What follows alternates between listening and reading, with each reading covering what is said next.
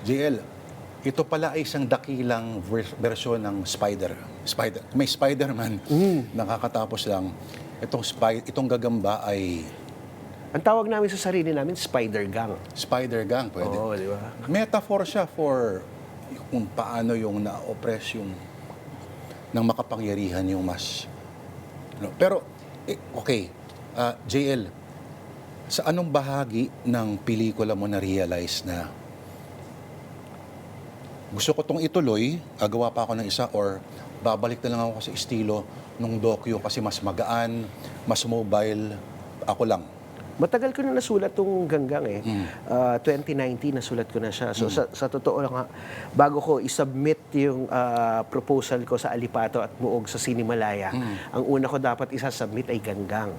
So pero at that time na-realize ko, bakit hindi yung Jonas? Kasi that's the more needed story for me, kasi personal siya at may medyo malinaw yung kung bakit ayon, Pero ayun nga, dahil nga sa matagal na yun, talagang dream ko talaga siyang magawa.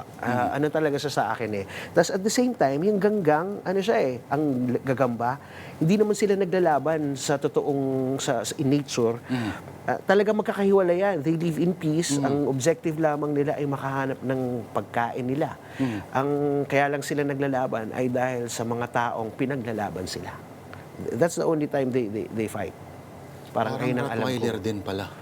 Oo, hindi ko alam, hindi ako pamilyar sa Rottweiler, pero Ang akala natin mga vicious dog sila. oo nga. Pero sobrang gentle daw. Yeah. Nagkataon lang na meron silang mga jaw na talagang powerful. Malakas. At ginugutom nila at sinasaktan para maging vicious. At pinagtatapat nila, pinagsasabong. Ganun nga. Tao lang ang pwedeng gumawa nun. Yun nga. So, ano na rin siya, parang gusto ko na rin sabihin na, bakit natin to ginagawa sa mga buhay? Hindi lang sa gagamba, kahit sa mga bata, kahit sa iba't ibang sektor ng ating lipunan.